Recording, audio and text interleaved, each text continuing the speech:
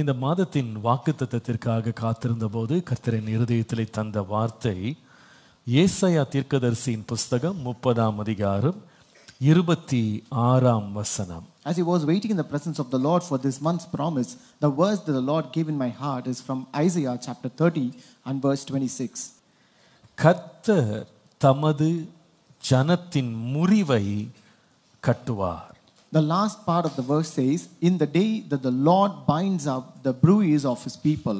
கர்த்தர் தமது ஜனத்தின் முறிவை கட்டுவார். The Lord binds up the bruise of his people. கர்த்தருடைய பரிசுத்த நாமத்திற்கு மகிமை உண்டாவதாக. Glory be to the holy name of God.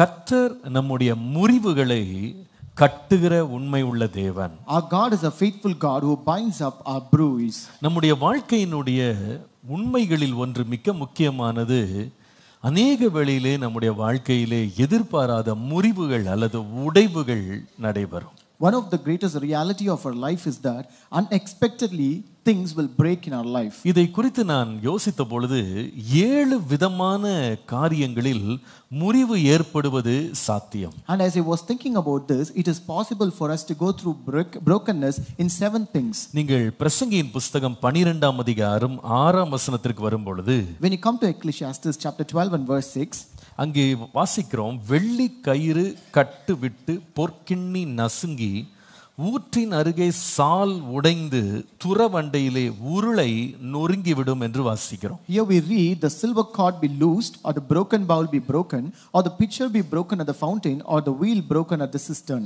கர்த்தருடைய நாமத்திற்கு மகிமை உண்டாவதாக. Glory be to the holy name of God. இங்கே வெள்ளி கயிறு அப்படின்றது நம்முடைய நாவை குறித்து சொல்லுகிறது. Here silver cord represents our tongue. ஒருவருடைய வயது முதிர்ந்து வரும்போது பேசுகிற பேச்சு குளறிவிடும். So when a person grows old, the way he talks also, he also stumbles in talking. அதை தொடர்ந்து பொற்கிண்ணி என்று சொல்லப்படுகிறது. எதற்கு அடையாளமாக இருக்கிறது என்றால், ஒரு மனிதனுடைய மூளை பகுதியை காத்திருக்கும் அவனுடைய மண்டை ஓடு. The golden bowl here represents the skull that protects the brain of a person. மூன்றாவது வாசிக்கிறோம், எது நொறுங்கி போகும்னா, ஊற்றின் அருகே சால் உடைந்து போகும், துறவண்டையிலே உருளை நொறுங்கி போகும் என்று வாசிக்கிறோம். Next we read, the pitcher be broken at the fountain, or the wheel broken at the cistern. இது எதை பற்றி சொல்லுகிறது என்றால், நம்முடைய இருதயமாகிய துறவை பற்றி சொல்லுகிறது. It speaks about our heart, which is a fountain. வயது ஆகும்போது கண்கள் மங்கி போய் நாவு குளறி நம்முடைய மூளைத்திறன் குறைந்து கடைசியில் இருதயத்தினுடைய செயல்பாடு கூட குறைந்து போகிறது, நொறுங்கி போகிறது என்று வாசிங்க. As we grow old, our eyes diminishes, our tongue also, the speech actually stumbles, and the brain ability also diminishes, and at last our heart will also be broken. இந்த நொறுங்குகிறது அப்படின்றது முதலாவது எதை பற்றி பேசுதுன்னா, நம்முடைய சத்துவம், நம்முடைய பலன் கூட நொறுங்கி போகும். So first it speaks our energy will break someday. இன்னும் நீங்க தொடர்ந்து வாசிப்பீங்களானா மார்க் 14ஆம் அதிகாரம் 50ஆம் வசனத்தை நீங்கள் பார்ப்பீர்களானா, And when you read in Mark chapter 14 and verse 50, எல்லாரும் அவரை விட்டு ஓடி போனார்கள் என்று வாசிக்கிறோம். we read they all forsook him. இது எதை பற்றி பேசுகிறது என்றால், நம்முடைய உறவுகள் கூட முறிந்து போகும். So it says our entanglements may break. நம்முடைய உறவுகள், நாம் கட்டி காத்த உறவுகள் முறிந்து போகும். Our entanglements, the relationships will break. இன்னும் சொல்லுவேன், மூன்றாவது, நாம் அதிகமாய் சேர்த்த பணம், நம்முடைய செல்வம், இந்த காரியங்கள் கூட ஒரு நாள் முறிந்து போகும். And number 3, our establishments, our savings, they will also break someday. நீங்கள் இந்த ஐஸ்வர்யவான் ஒரு முறை ஒருவன் பிரயாணமாய் போகும்போது வழியிலே கள்ளர் கையிலே அகப்பட்ட போது அவன் எல்லாவற்றையும் இழந்து நிர்கதியாய் நிற்கிற ஒரு சூழ்நிலையை ஓமானமாக இயேசு சொன்னதை பார்க்கிறோம். So we can read about the parable which Jesus said about a rich man who went by his way and who fell among the thieves and who was just stripped away from everything and left alone. நான் இன்னும் சொல்லுவேன், நம்முடைய ஆவிக்குரிய நிலையிலே உள்ள சில உன்னத நிலைகள் கூட சில வேளை முறிந்து போகும். I can also say our excellence in spirituality may break someday. நீங்கள் 1 யோவான் 1:10 வாசிப்பீர்களானால், When you read 1 John 1:10, வேதம் சொல்கிறது, நாம் பாவம் செய்யவில்லை என்று சொல்வோமானால் நாம் அவரை பொய்யராக்குறவர்களாய் இருப்போம், அவருடைய வார்த்தை நமக்குள்ளே இருக்காது. Here it says, if we say that we have not sinned, we make him a liar and his word is not in us. யாக்கோபு 3:2 சொல்லுகிறது, நாம் எல்லாரும் அநேக விஷயங்களில் தவறுகிறோம் என்று வாசிக்கிறோம். James 3:2 says, for we all stumble in many things. நிற்கிறவன் விழாதபடி எச்சரிப்பாய் இருக்க கடவன் என்று வாசிக்கிறோம். We read that the one who stands may be careful that he may not stumble and fall. நம்ம எவ்வளவு உறுதியாக நம்முடைய நம்முடைய வாழ்க்கை, நம்முடைய கிறிஸ்தவ வாழ்க்கை, நம்முடைய ஆவிக்குரிய ஜீவியம் நடந்தாலும் அதிலேயும் சில தடவை உடைவு வந்துவிடும். No matter how firmly you may lead your spiritual life, you will also encounter brokenness in your spiritual excellence. ஐந்தாவது சொல்லுவேன், நம்முடைய பலமுள்ள நம்முடைய உணர்வுகள் கூட ஒரு நாள் உடைந்து போகும். And fifth, I can say you, our strong emotions may break someday. நீங்கள் ஒன்று ராஜாக்கள் 19ஆம் அதிகாரத்தின் 4ஆம் வசனத்திலிருந்து வாசிக்கும் போது, When you read 1 Kings chapter 19 and verse 4 onwards, மிக தைரியமாக முன்னேறி கொண்டிருந்த எலியா என்கிற தீர்க்கதரிசி ஒரு குறிப்பிட்ட நாளில் நான் சாகிறேன் என்று சொல்கிற நிலைக்கு சோர்ந்து போனதை நாம் பார்க்கிறோம். So this Elijah, the prophet who went boldly, proceeded boldly, one day he came to a point where he grew weary and he said it is better for him to die. நம்முடைய வாழ்க்கையில என்னதான் நம்ம பலமுள்ள ஒரு உணர்வு நமக்குள்ள இருந்தாலும் ஒரு நாள் அந்த உணர்ச்சிகள் எல்லாம் நொறுங்கி போக கூட வாய்ப்பு இருக்கு. No matter how emotional you might be strong, but one day even your emotions may break. இன்னும் ஆறாவது சொல்லுவேன், நம்முடைய விசுவாச எதிர்பார்ப்புகள் கூட ஒரு நாள் முறிஞ்சு போயிடும். And number 6, I can say you, expectations of our faith may break. நீங்கள் ஆதியாகமம் 17:17 வாசிப்பீர்களானால், When you read Genesis 17:17, விசுவாசிகள் எல்லாருக்கும் தகப்பன் என்று அறியப்பட்ட Abraham, Abraham, who was known as the father of faith, நீங்கள் விசுவாசத்திலே அவன் தேவனுடைய வார்த்தையை கேட்டு தன்னுடைய தேசத்தை, இனத்தை, மக்களெல்லாம் விட்டு பிரிந்த Abraham, Abraham, who left his people, nation and everything out of faith by the word that he received, 100 வயதிலே அவனுடைய விசுவாசம் நொறுங்கி போனதை இங்கே பார்க்கிறோம். here you can read that his faith was broken at the age of 100 years. அது அர்த்தம் என்னன்னா, 99 வயது வரைக்கும் விசுவாசம் உறுதியா இருந்தது, 100வது வயதுல விசுவாசம் நொறுங்கி போனது. Which means that his faith was firm and strong until the age of 99, but at the age of 100 his faith was totally broken. எதிர்பார்ப்புகள் எல்லாம் ஏளன சிரிப்பாக மாறிவிட்டது. All the expectations have become a despicable laugh and humor. கடைசியாக 7வது சொல்லுவேன், எது கூட நொறுங்கி போகும் என்றால் நம்முடைய சமுதாய அந்தஸ்து கூட சில வேளை நொறுங்கி போகும். And also number 7, I can tell you, our societal esteem may crack someday. நீங்கள் யோபு 19ஆம் அதிகாரம் 14 16 வாசிப்பீர்களானால், When you read Job chapter 19 verses 14 to 16, இந்த உன்னதமான கனமுள்ள ஒரு மனிதன் இப்பொழுது சொல்லுகிறான், பந்து ஜனங்கள் விலகி போனார்கள், சிநேகிதர் என்னை மறந்து விட்டார்கள். this esteemed person here says, my kinsfolk has failed and my familiar friends have forgotten me. என் வீட்டு ஜனங்களும் என் வேலைக்காரிகளும் என்னை அந்நியனாக எண்ணுகிறார்கள், அவர்கள் பார்வைக்கு நான் பரதேசியாக மாறினேன். They that dwell in my house and my maids count me for a stranger, I am an alien in their sight. நான் என் வேலைக்காரனை கூப்பிடுகிற போது அவன் எனக்கு உத்தரவு கொடான், என் வாயினால் நான் அவனை கெஞ்ச வேண்டியதாயிற்று என்று வாசிக்கிறேன். I called my servant and he gave me no answer. I entreated him with my mouth.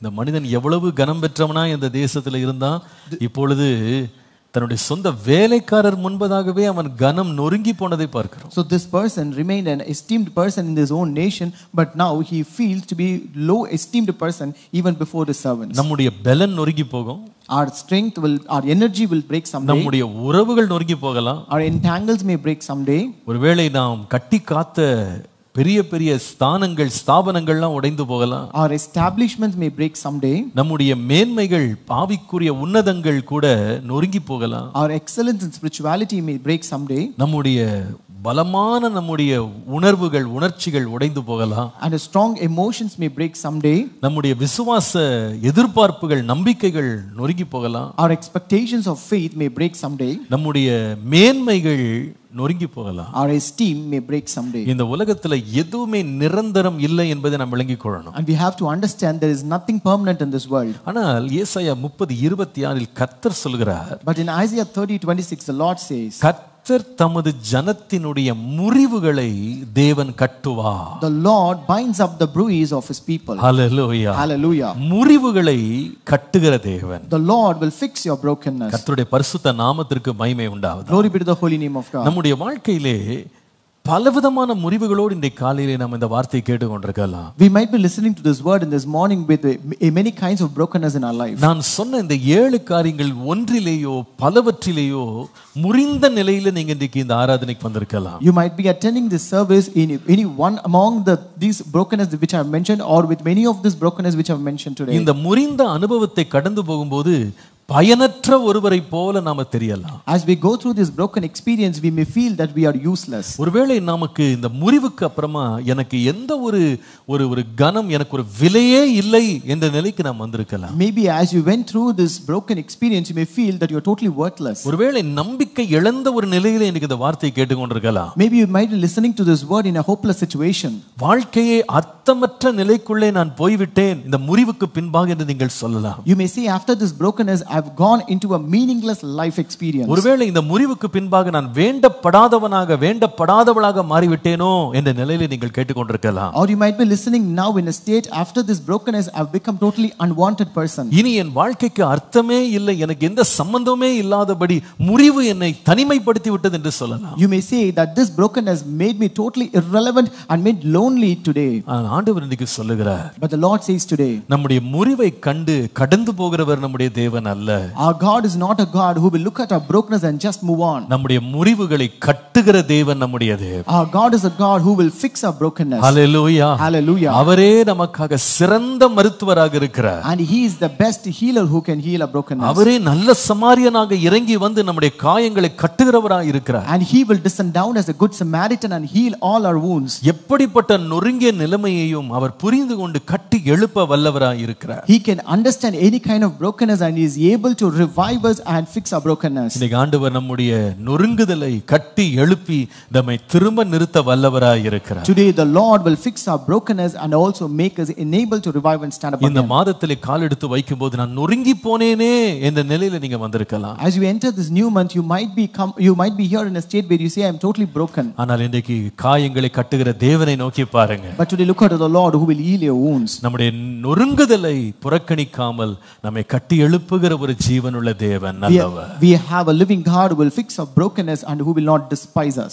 இந்த தேவன் நம்முடைய முறிவை கட்டுகிறார் என்று யோசிக்கும்போது, as we think that the Lord will fix our brokenness, நம்முடைய முறிவுகளின் வேளையிலே தேவன் எவ்வாறு செயல்படுகிறார் என்பதை கர்த்தர் தியானிக்கும்படி வைத்தார். The Lord made me to meditate as how the Lord will work during our brokenness. முதலாவது தேவன் இந்த முறிந்து போன நிலையில் இருக்கிறவர்களை தேவன் எவ்விதமாக தேவன் கையாளுகிறார் என்று பார்த்தால், first how the Lord will handle the person who is totally broken. சங்கீதம் 51:17 பாருங்கள். Psalm 51 verse 17. தேவனுக்கு ஏற்கும் பலிகள் நொறுங்குண்ட ஆவிதான், தேவனே நொறுங்குண்டதும் நறுங்குண்டதுமான இருதயத்தை நீர் புறக்கணியீர் என்று வாசிக்கிறோம். The sacrifices of God are a broken spirit, a broken and contrite heart, O God, you will not despise. அதுக்கு இரண்டாவது பகுதியை பாருங்க. Look at the second part.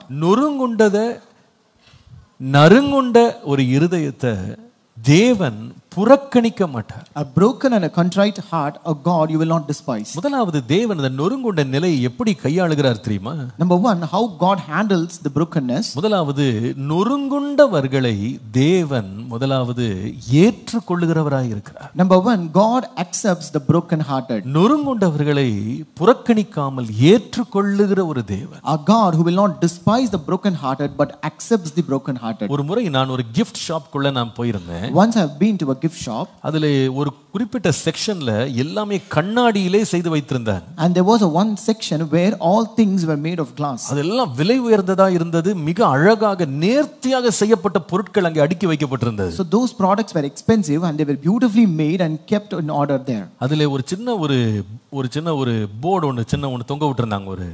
And there was a board that was hanging over there. அதுல என்ன எழுதி இருந்தாங்கன்னா, nice to hold but if broken considered sold என்று போட்டிருந்தாங்க. So it was written nice to hold but if broken considered sold. அதாவது கையில எடுக்கிறது ரொம்ப நல்லதா இருக்கும். Which means that it will be nice to hold in your hand. ஆனா உடைஞ்சிருச்சுனா விட்டுட்டோம்னு அர்த்தம். But if it is broken then it is considered to be sold. உடைஞ்சிருச்சுனா நீங்க காசு கொடுத்து வாங்கி தான் ஆகணும். So if it is broken you have to pay the money for it and get it. உடைஞ்சு போச்சு அப்படினா விக்கிறவன் கூட அதை தன்னுடையதுன்னு சொல்ல மாட்டான்.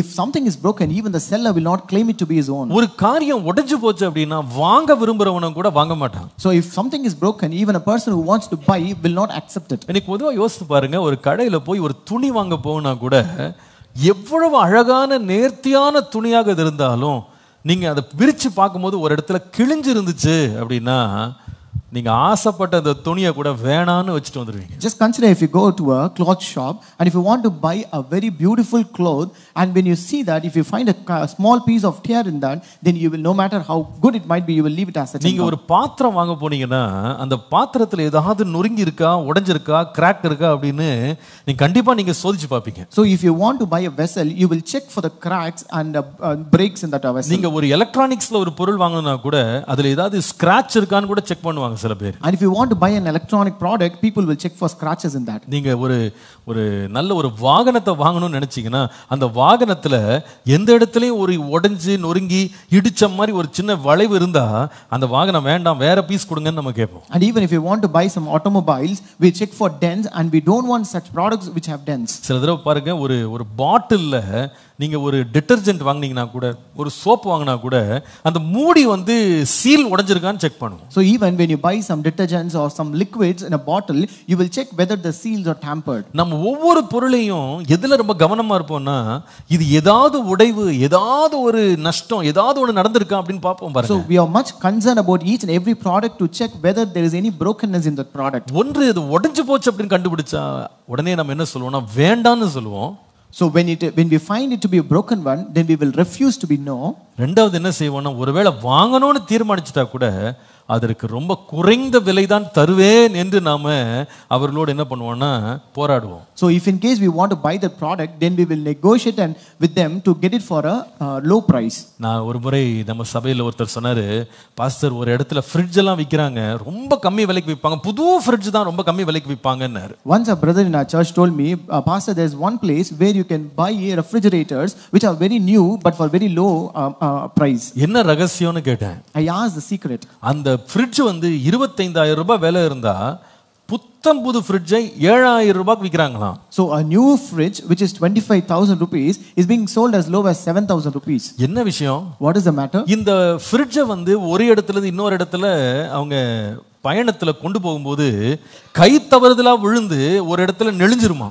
So when they take this fridge and transit from one place to another, sometimes damages may occur and there might be dents on the fridge. உடனே அது என்ன பண்ணுவாங்கன்னா 25,000 ரூபாய் ஃப்ரிட்ஜ் நல்லா வேலை செஞ்சா கூட அதை 7,000 ரூபாய்க்கு வித்தா கூட போதும்னு சொல்லி கொண்டு போய் அதுக்கு ஒரு இடத்த வச்சிருக்காங்களாம். So immediately what they do, no matter whether it is 25,000 fridge which is new, they keep it in a place where it is sold for 7,000 rupees. எப்போ ஒரு பொருள் உடைஞ்சிருச்சோ அதனுடைய ஸ்தானத்தை அது இழந்து போகுது. So when an item is broken, it loses its place. அதனுடைய உயர்வை அந்தஸ்தை இழந்து போகிறது. It loses its position. அதனுடைய மேன்மையை இழந்து போகிறது. It loses its popularity. அதனுடைய பெருமையை இழந்து போகுது. It loses its pride. நான் நினைக்கிறேன் இந்த உடைந்து போனதை பொதுவாக எல்லாரும் நிராகரிக்க தான் செய்வாங்க. So generally people always neglect or refuse those broken items. ஆனால் நம்முடைய தேவன் யார் தெரியுமா? But who is our God? நொறுங்குண்ட நறுங்குண்ட இருதயத்தை அவர் புறக்கணிக்கிற தேவனே இல்லை. Our God will not despise a broken and contrite heart. Hallelujah. Hallelujah. தேவனிடத்துல வருகிற ஒரு மனுஷன் ஒரு வாழ்க்கையில வந்து என்ன போராட்டத்து வழியா போனாலும் தேவனுக்கு முன்பாக ஒரு நொறுங்கின இருதயத்தோடு வந்து விடுவானால் அந்த நொறுங்கின இருதயத்தை பார்த்து புறக்கணிக்காத ஒரு தேவன் நம்முடைய தேவன். No matter what kind of brokenness a person might be going through, what kind of a struggle man might be going through, when he comes with brokenness to a God will not reject or refuse that person, but God will accept him. மனிதனுடைய பார்வையில மனிதன் எப்பொழுதுமே பழுதே இல்லாத மிக சிறந்த எந்த நெளிவு சுழிவு இல்லாததை மாத்திரம்தான் கனம் பண்ணி அவன் ஏற்றுக்கொள்வான். In the sight of a man will always accept things or a person who is without any defect, who is totally flawless. ஆனால் தேவனோ தன்னிடத்துல வரும்போது நாம் இருக்கிற நிலைமையில நொறுங்கி போனால் கூட அதை நாம மறுக்காம தேவ சமூகத்துல இருக்கிற வண்ணமாய் உடைந்து வரும்பொழுது எந்த நொறுங்கி போன நிலைமையும் சீர்படுத்தி கட்டி நிறுத்த தேவன் உண்மை உள்ளவராய் இருக்கிறார். But when we come to the Lord, no matter what state you might be totally broken, but he will not refuse or reject or neglect you, but rather he will accept you and he will restore your brokenness. Hallelujah. Hallelujah. அன்னாளை யோசித்து பாருங்கள். Consider Hannah. தேவ சமூகத்திலே வரும்போது நொறுங்கி போனவளாய் தான் வந்தாள். When she came to the presence of the Lord, she came with that brokenness. ஆனால் நொறுங்கி போன நிலைமையை மறைத்து விட்டு ஒன்றும் நடக்காதது போல தேவனிடத்துல வரல. But she did not hide her brokenness and did not come to the Lord as if nothing nothing happened. அவள் தன்னுடைய சக்களத்தினாலே மிகுந்த மனவேதனையோடு தான் வந்தாள். And she came to the Lord with a great sorrowful heart because of her adversary. அப்படிப்பட்ட ஒரு நிலையில் அவள் வரும்போது அவள் தேவ சமூகத்திலே கண்ணீர் வடித்து தேவனிடத்தில் இருக்கிற வண்ணமாகவே தன்னை தேவனுக்கு முன்பாக நிறுத்தினதை பார்க்கிறோம். But when she came to the presence of the Lord, we can see she presented herself as such in the current situation which she was going through. அவள் அழுகிறதை பற்றி அவள் கவலைப்படவே இல்லை. She was not worried about crying before the Lord. அவளுடைய சத்தம் வெளியே வராததை பற்றி அவள் கவலைப்படல. She was not worried that her voice was not heard outside. அங்கே இருந்த ஏலி தன்னை தவறாக நினைத்து விடுவான் என்றே நினைக்கவே இல்லை. She did not even think that Eli who is present there will misunderstand her. தான் எப்படி இருக்கிறேனோ அவ்விதமாகவே தேவனுக்கு முன்பாக இருதயத்தை ஊற்றும்படி வந்தாள். She came to the presence of the Lord and poured her heart in the same manner how she was. அங்கே வந்து தேவனுக்கு முன்பாக ஒரு அலங்காரமான ஜெபத்தை பண்ணல. She did not make a decorative prayer before the Lord. அவளுடைய இருதயம் நொறுங்கி உள்ளே இருந்து வேதனை எல்லாம் வழிந்து வெளியே வந்தது என்பதை போல அங்கே ஒரு காட்சி இருக்கிறது. And the picture here is shown is that where her heart was totally broken and all the sorrow is being oozing out of her heart there. ஆனால் அப்படிப்பட்ட நிலையிலே தேவ சந்நிதிக்கு வந்தபோது அவள் விண்ணப்பத்தை தேவன் கேட்டார். But when she came to the presence of the Lord in that state, the Lord heard her petition. நம்முடைய இரட்சகராகிய இயேசு கிறிஸ்து ஓமானமாய் சொல்லும்போது ரெண்டு பேர் ஜெபம் பண்ணும்படி தேவாலயத்திற்கு வந்தார்கள் என்று சொல்லுகிறார். When our God told us the parable, Jesus said about the prayer of two persons who prayed there. ஒருவனை பார்ப்பீர்களானால் தன்னுடைய நொறுங்கின நிலைமையை வெளியே காட்டாதபடி ரொம்ப நல்லவனை போல நீதிமானை போல உத்தமனை போல எல்லாம் சீரா இருப்பதை போல தேவனுக்கு முன்பாக தன்னை ஒரு பெர்ஃபெக்ட் மேனாக தன்னை காட்ட முயற்சி செய்தான். One person tried to present himself as a perfect man, not showing the brokenness or any kind of flaws that were present in inside,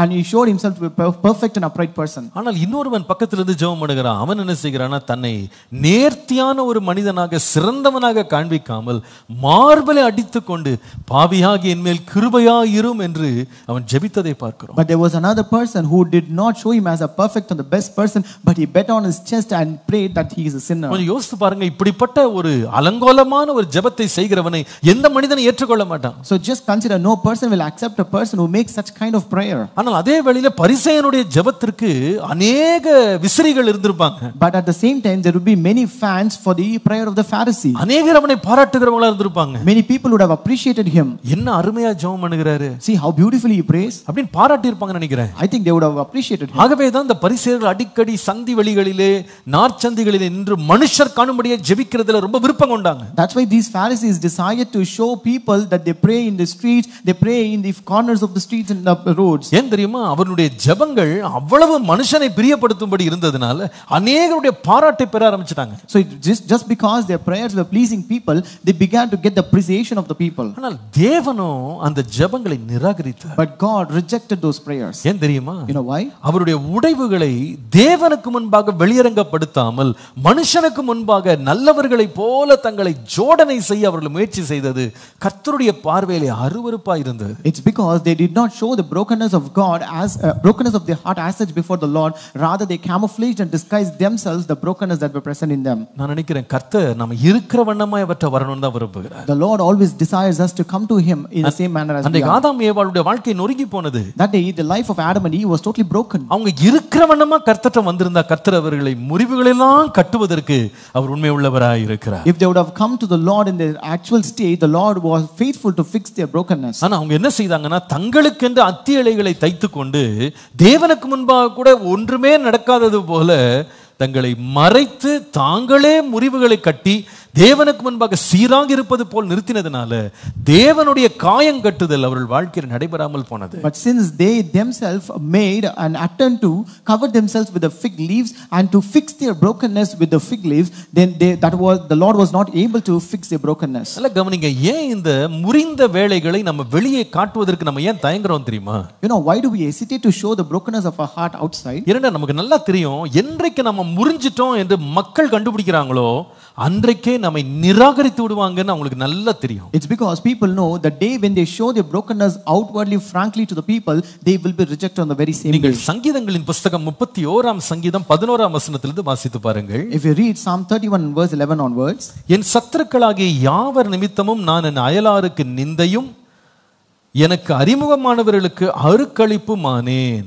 I am a reproach among all my enemies, but especially among my neighbors. நீங்க குறித்து கொள்ள வேண்டிய வார்த்தை, அயலாருக்கு நிந்தை அறிமுகமானவர்களுக்கு அருக்களிப்பு. I'm a reproach among my enemies and I'm repulsive among my acquaintances. அருக்களிப்பு அப்படின்றது அருவருப்பாக மாறிட்டேன். So it means that I've become totally detestable before them. நீங்க தொடர்ந்து வாசிப்பீர்களானா, வீதியிலே என்னை கண்டவர்கள் எனக்கு விலகி ஓடி போனார்கள். And it also continues to say, those who see me outside flee from me. 12ஆம் வசனத்துல செத்தவனை போல எல்லாராலும் முழுவதும் மறக்கப்பட்டேன். And verse 12 says, I am forgotten as a dead man out of mind. கொஞ்சம் இந்த வார்த்தைகளை கொஞ்சம் கவனிச்சு பாருங்க. Look at the words here. நிந்திக்கப்பட்டேன், I was reproached, அருவருப்பாக மாறிவிட்டேன், and I became a repulsive, மற்றவர்கள் விலகி ஓடி போனாங்க, and people all went away from me, நாலாவது மறந்து போயிட்டாங்க, and people forgot me. இதுக்கு எல்லாத்துக்கும் காரணம் என்ன தெரியுமா? What is the reason behind this? இப்ப தொடர்ந்து வாசிங்க.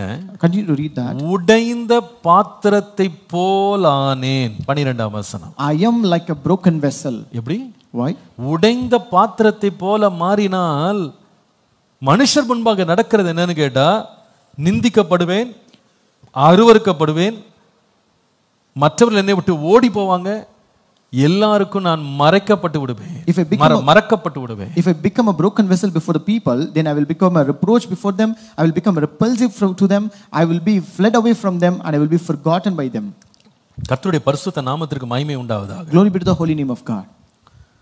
அதனால தான் இந்த நொறுங்குதல் அப்படின்னு வந்தாலே நம்ம பொதுவா நம்ம நொறுங்கி போயிட்டோம்னு வெளியே காட்டுறதுக்கு விரும்ப மாட்டோம். So generally that is why we don't show that we are broken outside. நீங்க பாருங்க, சில பேர் வந்து ஃபினான்ஷியலா ரொம்ப நொறுங்கி இருப்பாங்க, ஆனா வெளியில வந்து அவங்க பொருளாதாரத்துல ஒரு பிரச்சனை இல்லைன்றது போல தங்களுடைய தோற்றங்களால அதை வந்து மூடறதுக்கு முயற்சி செய்வாங்க. You can see some people who are financially broken, but outside, out of their appearance, they show that everything is okay and everything is fixed. ஆவிக்குரிய வாழ்க்கையில நொறுங்கி போனவங்க இருப்பாங்க, ஆனா யாருக்கு முன்னால இதை காட்ட மாட்டாங்க, அதுக்கு பதிலா ஒரு வேஷமாக தங்க வாழ்க்கையை மாத்திடுவாங்க. So there will be people who are spiritually broken, but they will not show it outside, rather they will mask themselves to the people. சில பேர் வந்து உணர்ச்சி ரீதியில முற்றிலும் நொறுக்கப்பட்டவர்களா உள்ள இருப்பாங்க, ஆனா வெளியில அவங்க சிரிப்பினால என்ன பண்ணுவாங்கன்னா அதை மறைக்க முயற்சி செய்வாங்க. Some people might be emotionally broken, but they cover up with their smile outside. நான் சொல்லுவேன், எந்த நிலையில நம்ம நொறுக்கப்பட்டிருந்தாலும் நம்ம இருக்கிற வண்ணமாய் கர்த்தர்ட்ட வர்றதுக்கு நம்ம பயப்பட வேண்டிய அவசியம் இல்லை. I tell you, no matter in whatever state you are broken, we need not fear to come to the Lord in the same stage as we are. ஏனென்றா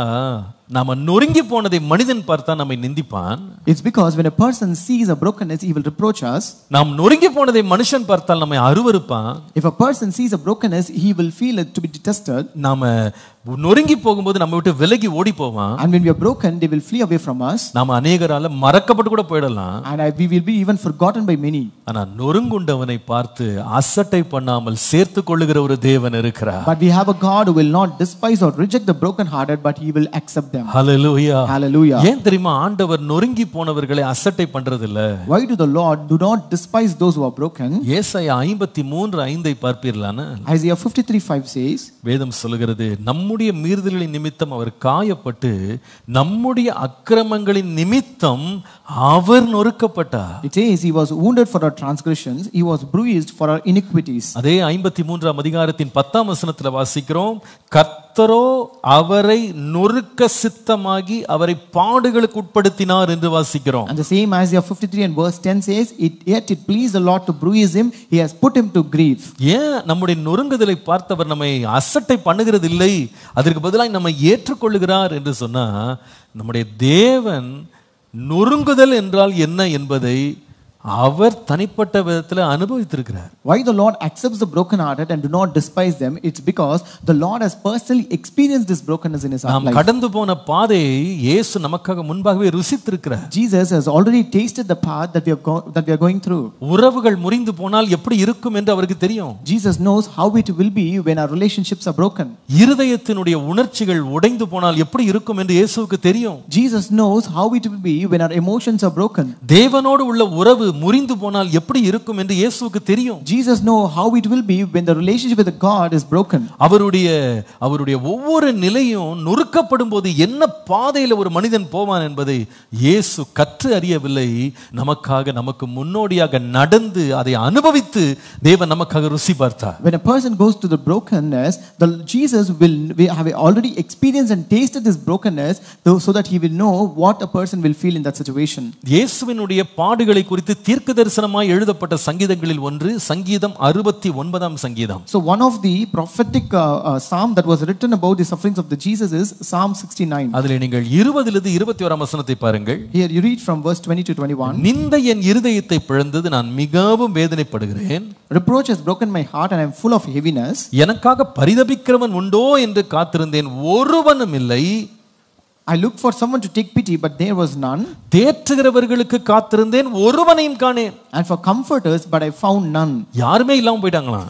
There was none for him. பரிதபிக்கிறவன் இல்ல, There is no one to take pity, தேற்றுகிறவர்கள் இல்ல, and there was no one to show comfort. 21 வசனத்தில் வாசிக்கிறோம், என் ஆகாரத்தில் கசப்பு கலந்து கொடுத்தார்கள், என் தாகத்திற்கு காடியை குடிக்க கொடுத்தார்கள். Verse 21 says, they also gave me gall for my food, and for my thirst they gave me vinegar to drink. யாருமே கூட வந்து தேற்றவோ ஆற்றவோ வராம போன காரணம் என்னன்னா, அந்த நேரம் என்ன நேரம்னா தேவனால் இயேசு நொறுக்கப்பட்ட நேரம். The reason why no one came to comfort him or console him is because that was the time when Jesus was broken by the Lord. நொறுக்கப்பட்ட நேரத்துல மனுஷன் எல்லாரும் அவரை விட்டு போயிட்டாங்க. So when he was broken, all people fled away from him. எல்லாரும் அவரை விட்டு கடந்து போயிட்டாங்க. Every person went away from him. வேதனை நேரத்துல பரிதபிக்க ஆள் இல்ல, வேதனை நேரத்துல தேற்றதுக்கு ஆள் இல்ல. There was no one to show pity on him at the time of his brokenness, and there was no one person to show his comfort at the time of his brokenness. நாம தனிமைப்படுத்தப்பட்டு மக்களால் நிராகரிக்கப்படும் போது அந்த வேதனை எப்படி இருக்கும்னு தேவன் அறிந்திருக்கிறார். So God knows how it will be when you are totally broken and left alone by the people. ஆனா நம்ம நொறுங்கின நிலையில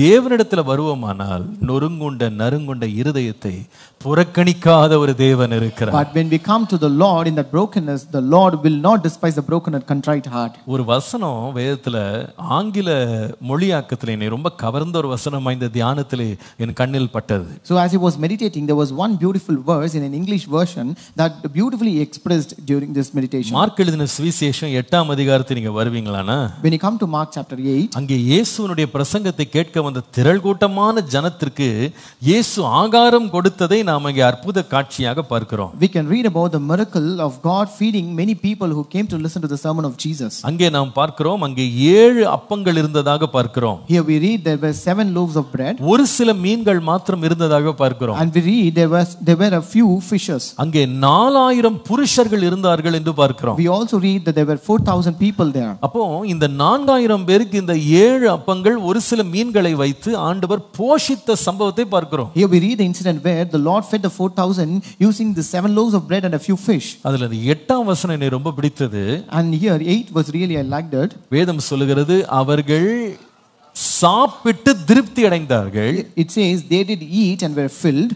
மீதியான துடிக்கைகளை 7 கூடை நிறைய எடுத்தார்கள் என்று வாசிக்கிறோம். They took up of the broken meat that was left 7 baskets. எனக்கு தமிழ்ல மீதியானதை 7 கூடையில எடுத்தாங்கன்னு போட்டிருக்காங்க. ஆங்கிலத்துல உடைக்கப்பட்ட மீந்ததை 7 கூடை நிறைய நிரப்பினார்கள் என்று வாசித்தது என்னை ரொம்ப தொட்டது. So in Tamil it says that they took the leftovers in 7 baskets, but in English it says they took up of the broken meat that was left 7 baskets. அது உடைக்கப்பட்டிருச்சது. That was broken.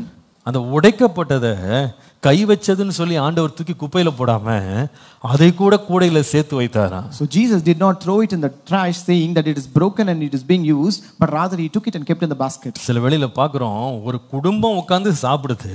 Sometimes we see a family sits and eat. அதுல அம்மா ஒரு ஸ்பூனை use பண்ணாங்க அப்படின்னா புள்ள அந்த ஸ்பூனை வாங்க மாட்டேங்குது. If a mother uses a spoon, a child refuses to take that spoon. ஏன்னா உங்க வாய் அதுல பட்டுருச்சு. It's because you have eaten out of that spoon. அதனால அந்த சாப்பாடு எனக்கு வேண்டாம். Therefore I don't want that food. நீங்க கை வச்ச சாப்பாடு நான் என்ன பண்ண மாட்டேன், சாப்பிட மாட்டேன். I will not eat the food which you have touched using your hand. சொல்லுது, இந்த அப்பத்தை உடைச்சிட்டாங்க, இந்த மீனை உடைச்சிட்டாரு. ஆனா உடைஞ்சு போன மீனை கூட குப்பையில போட்டோம் அப்படின்னு விடாம உடைஞ்சு போன மீனை ஆண்டவர் திரும்ப கலெக்ட் பண்ணி சேர்த்து வைக்கிற ஒரு நல்ல தேவனாக இருக்கிறார். So here the food is broken, the fish is broken, but God did not discard it as into a trash, but rather he took it and put it in the basket. இதை தியானிக்கும் போது என் மனதில் வந்த எண்ணம், ஒரு செத்து போன ஒரு மீன் துண்டு உடைஞ்சு போனதையே ஆண்டவர் ரிஜெக்ட் பண்ண மாட்டேன் என்று சொன்னார். ஆனா உயிரோடு இருக்கிற நம் உடைந்து போகும்போது நம்மை நிராகரிக்கிறதற்கு தேவன் அநீதி உள்ளவர் அல்ல. So the thought I received when I read this was, when the Lord is not able to reject a broken fish meat which is dead, he will not even reject those who are living people. Hallelujah. Hallelujah. நம்முடைய உடைந்த நேரத்துல நம்மை நிராகரிக்காத ஒரு நல்ல தேவன் நம்முடைய தேவன். Our God is a good God who will not reject in our brokenness. Hallelujah. Hallelujah. ஆனா எப்படி வரணும்னு கேட்டா அவற்றை But how should we come to him?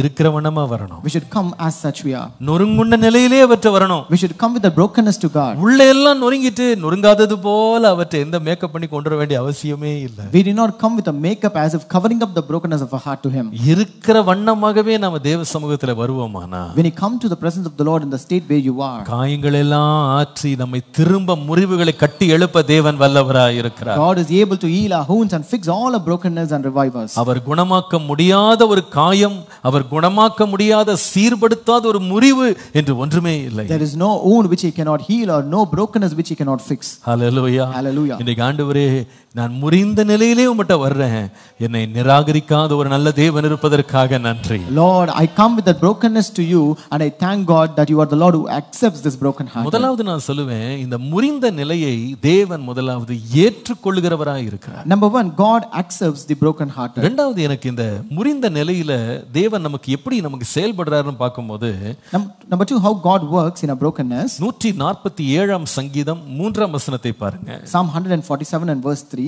இருதயம் நொறுங்குண்டவர்களை குணமாக்குகிறார், அவர்களுடைய காயங்களை கட்டுகிறார். He healeth the broken in heart and bindeth up their wounds. கர்த்தருடைய பரிசுத்த நாமத்திற்கு மகிமை உண்டாவதாக. Glory be to the holy name of God. முதலாவது சொன்னேன், தேவன் நொறுங்குண்ட நிலையை அங்கீகரிக்கிறார் அல்லது ஏற்றுக்கொள்ளுகிற தேவனாக இருக்கிறார். Number one, God accepts the broken hearted. இரண்டாவது, ஏற்றுக்கொள்ளுகிறவர் மாத்திரமல்ல, நொறுங்குண்டவர்களை தேவன் காயம் கட்டுகிறவராய் இருக்கிறார். He not only accepts, number two, God binds the broken hearted. அவர் காயம் கட்டுகிறவராய் இருக்கிறார். God binds the broken hearted. நீங்கள் லூக்கா 4ஆம் அதிகாரம் 18 லிருந்து 19 வாசிப்பீர்களானால், When you read Luke chapter 4 verses 18 and 19, இயேசு சொன்னார், கர்த்தருடைய ஆவியானவர் என் மேல் இருக்கிறார், தரித்திரருக்கு சுவிசேஷத்தை பிரசங்கிக்கும்படி என்னை அபிஷேகம் பண்ணினார். Here it says, the Spirit of the Lord is upon me because He has anointed me to preach the gospel to the poor. எதற்காக இந்த அபிஷேகம் இருந்தது தெரியுமா? Why was this Spirit upon Him? இன்னும் சொல்லுகிறோம், வாசிக்கிறோம், இருதயம் நொறுங்குண்டவர்களை குணமாக்க தேவன் அபிஷேகம் பண்ணி இருக்கிறார். Here it says, the Lord has anointed Him to heal the broken hearted. இருதயம் நொறுங்குண்டவர்களை குணமாக்கும்படி இயேசு அபிஷேகம் பண்ணப்பட்டிருந்தார். Jesus was anointed in order to heal the broken hearted. Hallelujah. Hallelujah. நம்முடைய நொறுங்குதலை ஏற்றுக்கொள்ளுகிறவர் மாத்திரமல்ல, நம்ம நொறுங்கினதை குணமாக்கும் தேவன் வல்லவராய் இருக்கிறார். So He not only accepts our brokenness, but He is also able to bind the broken hearted. கர்த்தருடைய பரிசுத்த நாமத்திற்கு மகிமை உண்டாவதாக. Glory be to the holy name of God. நீங்க இந்த ரோடு வழியா நீங்க போனீங்கன்னா, இங்க ஒரு டிவி ரிப்பேர் ஷாப் ஒன்னு இருக்கிறத நீங்க பார்க்கலாம். When you go through this road, you can see a TV repair shop. இந்த டிவி ரிப்பேர் ஷாப்ல நீங்க போனீங்கன்னா, இது ஒரு வினோத காட்சியா இருக்கும். நிறைய உடைஞ்சு நெளிஞ்ச பாதியா பாகமா பிரிச்சு வச்ச டிவி எல்லாம் அங்க காட்சி பொருளா வச்சிருப்பாங்க. So when you go to that shop, you can see a strange thing there, where all the repaired, broken or totally dented TVs are kept there as for exhibit. ஆனா நீங்க எத்தனை வாரம் கடந்து போனாலும் அந்த பிரிச்சு போட்ட டிவி பிரிச்சு போட்ட மாதிரியே இருக்கும். No matter how many weeks you may travel by, you can see those TVs which are kept open as such. சமீபத்தில் அந்த வழியா போகும்போது என் மகன் கேட்டான், டாடி இந்த டிவிக்கு பின்னால எதுக்கு இவ்வளவு பெரிய டியூப் இருக்குன்னு கேட்டான். Recently as he was going through, my son asked me, Daddy, why do we have a tube behind this TV? அப்பதான் நானும் கவனிச்சேன். That is when I noticed it. அப்பதான் சொன்னேன், இந்த டியூப் வச்ச டிவி இப்போ யாரும் விக்கிறதும் இல்ல வாங்குறதும் கிடையாது. So I told him, now today people don't buy TVs with this tube today. It's not even sold. அத விக்கிறதும் இல்ல வாங்குறதும் கிடையாது. It is not even sold and people don't even buy them. அது 20 வருஷத்துக்கு முன்னாடி பழங்கால மாடல் அது. So that was an old model almost 20 years ago. நான் சொன்னேன், அது இப்போ யூஸே பண்றது இல்ல, அது பழைய டிவின்னு சொன்னேன். I told him, people don't use it anymore now, it is an old model TV. அப்ப உடனே அவன் கேட்டான், அப்ப எதுக்கு இத கொண்டு போய் கடையில வச்சிருக்காங்க? So then he asked me, why do people place this TV in shop now? எனக்கு உடனே புரியல. அப்போ எனக்கு தெரியல அப்படினு சொல்லிட்டு நான் வந்துட்டேன். So I did not understand that time. I told, I don't know what it became of. இந்த செய்தி எடுக்கும்போது இந்த காட்சி என் கண்ணு முன்னாடி திரும்ப வந்தது. So as he was taking this sermon, this picture came into my mind again. எதுக்காக அந்த கடையில பயன்படாத ஒரு டிவியை பிரிச்சு போட்டு அலங்கோலமா வச்சிருக்காங்க தெரியுமா? So why did they keep that TV in a very ugly form, totally ripped apart in that shop? அந்த டிவியை ரிப்பேர் பண்ற எந்த ஐடியாவும் அந்த கடைக்காரனுக்கு கிடையவே கிடையாது. It's because that shopkeeper have no idea to repair the TV. அந்த டிவியினுடைய உடைஞ்சு போன பாகங்களை சரி பண்றதுக்கு எந்த ரீப்ளேஸ்மென்ட் பார்ட்ஸ் அவர்ட்ட ஒண்ணுமே கிடையாது. And he doesn't have any replacement parts to repair and fix the TV again. ஆனா ஒரே ஒரு காரணத்துக்காக அந்த டிவி அவர் இன்னும் வச்சிருக்காரு. But one reason why he has kept the TV there. எதுக்குன்னு சொன்னா, You know why? இதுல இந்த இடத்துல டிவி ரிப்பேர் பண்ணுவோன்னு அட்வர்டைஸ் பண்றதுக்காக இந்த பழங்காலத்து டிவியை திறந்து போட்டு அலங்கோலமான நிலையில காட்சி பொருளா வச்சிருக்காரு. So it's just to advertise saying that here the TVs are repaired, and that is the reason why he has kept that TV in an ugly form, totally open up.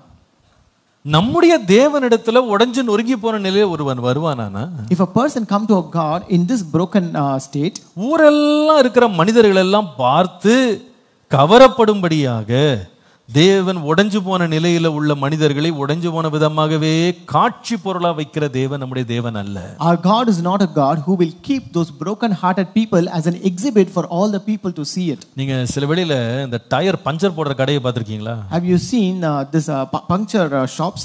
அந்த பஞ்சர் போடுற கடைக்கு அடையாளம் என்ன? What is the symbol that is placed for the puncture shop? இனிமே நிறைய பாத்திரே போவீங்க போல இருக்கு. I think henceforth you will notice all those things. என்ன வச்சிருப்பான்? நல்ல டயரா வச்சிருப்பான். Do they keep good tires for them?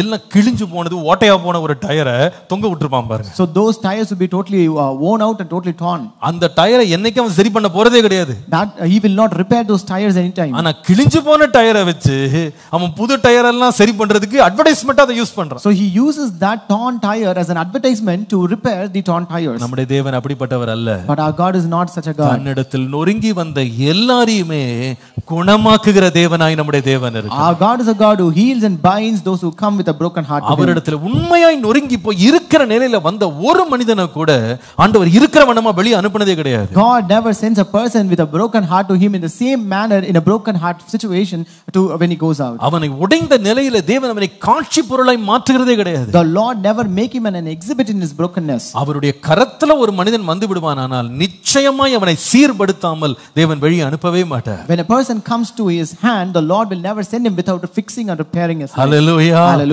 அவர்ட்ட நொறுங்கிட்டா போதும், அவர் கையில போய் நம்ம விழுந்துட்டா போதும். When we are broken and when we fall into his hands, ஆண்டவரே நான் செய்துட்டேன், நான் தவறு செய்துட்டேன், என்னோட வாழ்க்கையில இது நொறுங்கி போச்சுன்னு கர்த்தர்ட்ட விழுந்துட்டோம்னா எதையும் சீர்படுத்த அவர் வல்லவராய் இருக்கிறார். So when we fall into the hand of the Lord saying, Lord, I have done this mistake, I have done this sin, the Lord is able to fix our brokenness. Hallelujah. Hallelujah. அதனால தான் எரேமியாவை ஆண்டவர் ஒரு குயவன் வீட்டுக்கு போக சொன்னார். That's why the Lord asked Jeremiah to go to the house of a potter. அந்த குயவன் வீட்டுக்கு போனால் அவன் தரிகையிலே சுற்றி கொண்டிருந்த அந்த களிமண்ணை அவன் பார்க்கிறான். So when he went to that potter's house, he saw that clay that was moving on that wheel. வேதம் சொல்லுகிறது அவன் சுற்றி கொண்டு வணைந்து கொண்டிருக்கும் போதே அந்த குயவனுடைய கையிலே தானே அந்த பாத்திரம் நொறுங்கி விட்டது. So as he was making that vessel was totally broken in the very hands of that potter. அந்த நொறுங்கி போன பாத்திரத்தை குயவன் தூக்கி வெளியே வீசாமல் அவனுடைய கரத்திலே வைத்து வேறு ஒரு பாத்திரமாக தேவன் வணைந்து திரும்ப நிறுத்திட்டார். But the potter did not discard that clay vessel which was broken, but rather he made into another vessel. அதோட அர்த்தம் என்ன தெரியுமா? What does it mean? எந்த நொறுங்குதலையும் குணமாக்க தேவன் வல்லவர். God is able to fix and heal any brokenness. Hallelujah. Hallelujah. பொதுவாகவே நீங்க பார்ப்பீங்களா, மனுஷன் எவ்வளவு சிறந்த பொருளை தான் கையில வைத்திருந்தாலும் என்றைக்கு அது நொறுங்கி போச்சோ அதை எப்போ தன்னை விட்டு தூக்கி போடலாம் தான் காத்துக்கிட்டே இருப்பான். Generally you can see and notice in the people, when a person sees no matter how best that product might be, but once it is broken, he always wants to discard and throw it away. நீங்க பொதுவா பாருங்க, வீட்ல ஒரு fridge ஒன்னு நல்லா நீங்க ரொம்ப விரும்பி வாங்குன ஒரு ஃப்ரிட்ஜா இருக்கும். So you might be having a fridge at home which you really got it out of great desire. ஆனா ஒரு நாள் ஒரு சின்ன பிரச்சனை அதுல வந்துரும். But one day you will notice a small problem in that. ஒழுங்கா கூலிங் வராது. It might not cool properly. உள்ள இருக்கிற லைட் சரியா எரியாது. The light may not glow properly. Door சரியா சாத்தாது. The door may not close properly. கொஞ்சம் வெளிய ஒழுக ஆரம்பிச்சிரும். It may leak outside. Sound கொஞ்சம் வித்தியாசமா போடும். The sound may be different. அன்னையில இருந்து உங்க மனசு அது மேல உள்ள பாசம் எல்லாம் விட்டு போய்டும். And from that day you will lose the desire and love upon that fridge. நீங்க என்னைக்காவது ஒரு வீட்டுக்கு கிரகப்பிரவேசத்துக்கோ அல்லது யாரோ ஒரு வீட்ல போய் இன்னொரு ஃப்ரிட்ஜை நீங்க கண்ணுல பாத்துட்டீங்கன்னு வெச்சுக்கிடுங்க. If in case you visit someone's house and see a fridge, ஒரு புது ஃப்ரிட்ஜை பார்த்துட்டீங்க, if you have seen a new refrigerator, அன்னையில இருந்து உங்க வீட்ல ஒரு மந்திரம் ஓடிக்கிட்டே இருக்கும். and from that day you will start a mantra at home. இந்த ஃப்ரிட்ஜ் ஒண்ணும் ஒழுங்கே இல்ல, சரியே இல்ல, This fridge is not good at all. It is not at all properly working. நான் வேணான்னு சொன்னேன். And I said I don't want this fridge. இந்த பிராண்ட்னாலே இப்படிதான். And we know that this brand always makes this problem. இதை நம்ம என்னைக்கு இந்த மந்திரம் நிக்கும்னா, when this mantra will stop, இந்த ஃப்ரிட்ஜை மாத்தின பிறகுதான் மந்திரம் மாறும். so once you change and replace this fridge, that mantra will stop. Mobile கூட அப்படிதான். Even mobile is also the same. வாங்கும்போது பார்த்து ஆசைப்பட்டு வாங்கிருப்போம். When we buy it out of desire and we get it. திடீர்னு ஒரு நாள் கை தவறி கீழே விழுந்துரும். Suddenly you will it will fall down. அதுல உள்ள ஸ்கிரீன் உடைஞ்சு போயிடும். The screen may be broken. இது சின்ன கிராக் விட்டா கூட பரவாயில்ல. Even if it might be a small crack. அதுல தொடர்றது கொஞ்சம் டச் கொஞ்சம் விட்டுரும். Maybe your touch may not work properly. இவ்வளவு நாள் அத பாசமா வைத்திருந்த ஆளு, A person who kept this with so much of love for so many days, கொஞ்ச நேரம் அந்த போன் மேல பரிதாபப்படுவாங்க. for some time they will have pity over that phone. ஆனா பரிதாபம் கொஞ்ச நாள் ஆத்திரமா மாறிடும். And that pity will become anger. அதுக்கப்புறமா என்ன சொல்லுவாங்க தெரியுமா? Now what they will say? சரியாவே வேலை செய்யும். It is not at all working properly. இதை எப்படியாவது மாத்திரணும். I want to change and replace this. அது பக்கத்துல உட்கார்ந்திருக்க சிஸ்டர் வந்து ஒரு புது போனை கொண்டு வெச்ச உடனே, And when your neighbor sister keeps a new phone, அவ்வளவுதான், நம்மளுக்கு சுத்தமா ஆசை போயிடும். and totally we will lose interest on that phone. அதுக்கப்புறம் இதை ரிப்பேர் பண்ணி யாரா கொடுக்குறேன்னு சொன்னா கூட வேணாம், இதெல்லாம் ரொம்ப நாள் ஆச்சு வாங்கி, பழசு எப்பமோ மாத்தணும்னு நினைச்சிட்டு தான் இருக்கேன், ஜெபிச்சுக்கிட்டு இருக்கேன். After that, if someone even wants to repair and fix it, you will say no, I was praying and I want to change and replace this phone for a long time. குணமாக்குறதுக்கு சீர்படுத்துறதுக்கு நமக்கு விருப்பம் வராது. So we don't want to fix it or heal or bind it again. அது எப்படியா தூக்கி போட்டுறணும். We really want to throw it away. ஆனா நம்முடைய தேவன் யார் தெரியுமா? But who is our God? எந்த நிலையில உடைஞ்சிருந்தாலும் தூக்கி போடணும்னு நினைக்கிறவர் அல்ல. No matter in whatever state you are broken, he doesn't want to discard you. அவரிடத்துல வந்து அவர் கரத்துல விழுகிறவனை தேவன் குணமாக்கி அனுப்புகிறார். The Lord will heal and bind everyone who fall in his hands. Hallelujah. Hallelujah. அது எவ்வளவு காலம் ஆனாலும் பரவாயில்லை. No matter how much time it may take. உங்களுக்கு தெரியும், மோசே என்கிற ஒரு தேவ மனிதனை தேவன் பிறந்த நாள் முதல் அவனை கரத்தினால் ஏந்தி அவனை தப்புவித்து ரட்சித்த ஒரு தேவனாய் இருக்கிறார். You know about Moses, the servant of God, whom the Lord protected, saved, and he took care of him right from the time when he was born in his hands. அவன் மரிக்க வேண்டியவனை மரணத்தை கொண்டு வந்த வீட்டிலிருந்தே கர்த்தர் காப்பாற்றினார். So a person who ought to be dead, the Lord saved in the same house who commanded to be dead. ஆனால் இந்த மனிதனுடைய லைஃப்ல ஒரு 40வது வயதுல எல்லாம் படிச்சு முடிச்சு தான் வாழ்க்கையை வந்து உச்சகட்டத்துல நிக்கும்போது ஒரு பெரிய உடைவு அவன் வாழ்க்கையில வந்தது. So when this person grew up, when he became expertised and he was educated in everything, at that point of time there was a brokenness in his life. அவனுடைய சொந்த ஜனங்களுக்கு முன்னால் ஒரு பெரிய அவமானம். He has to encounter a shame before his own people. அவனுடைய தேசத்துக்கு முன்னாக ஒரு பெரிய அவமானம். He has to encounter a shame before his nation. தேசத்தை விட்டு ஓடி போயிட்டான். He ran away from his nation. ஆனால் பாருங்க, 40 வருஷம் ஓடி போயிடுச்சு. And it was 40 years which ran by. இந்த 40 வருஷத்துல இந்த மனுஷன் நறுங்குண்டு ஒண்ணுமில்லாம ஆயிட்டான். So in this 40 years this man was totally broken and became contrite and nothing. வார்த்தையிலே வல்லவன், வாக்கிலே வல்லவன், இப்ப பார்த்தீங்கன்னா திக்குவாயும் மந்தனாவும் உள்ளவனானேன் என்று சொல்ற நிலைமைக்கு போயிட்டான். A person who was eloquent in speech, who was great in his words, now he became a person with stammering tongue. இவனை பார்த்து கர்த்தர் 80 வயதா இருக்கும்போது வனாந்திரத்துல வந்து சந்திக்கிறத பார்க்கலாம். At the age of 80 years we can see the Lord met him in the wilderness. ஆச்சரியமா இருக்கு. It was surprising. Expiry டேட்டே முடிஞ்சு போச்சு. And expiry date is over now. 80 வயது. He is 80 years now. அந்த நேரத்துல வந்து அவனை திரும்பவும் உயிர்ப்பித்து 120 ஆண்டு வரைக்கும் கர்த்தர் அவனை பயனுள்ள பாத்திரமாய் மாற்றினார். And at that age the Lord revived him and he also used him until the age of 120 years. ஆபிரகாமை பாருங்க. Look at Abraham. 100 வயதாகும்போது விசுவாசம் எல்லாம் நொறுங்கி போயிடுச்சு. When he was 100 years he lost all his faith. ஆனால் அந்த நேரத்துல கர்த்தர் அவனை உயிர்ப்பித்து ஜாதிகளுக்கு தகப்பனாய் கர்த்தர் அவனை மாற்றுகிறார். But God revived him at that point and he made him the father of nations. இந்த காலையில உங்களுக்கு என்ன நொறுங்கி போயிருக்கு நீங்க? So today with what brokenness are you here? எந்த நிலையில நீங்க நொறுங்கி போய் வந்திருக்கீங்க? In what state you are broken and here? உங்க சரீரத்துல நொறுங்கி போய் வந்திருக்கீங்களா? Are you broken in your body? கர்த்தர் குணமாக்க வல்லவர். The Lord is able to heal you. ஒருவேளை உங்க உறவுகள முறிஞ்சு போய் வந்திருக்கீங்களா? Are you broken in your emotion and your relationships? ஆண்டவர் உங்களை குணமாக்க வல்லவர். The Lord is able to heal you. உங்கள் வாழ்க்கையில நீங்கள் கட்டி எழுப்பின காரியங்கள் நொறுங்கி போய் வந்திருக்கீங்களா?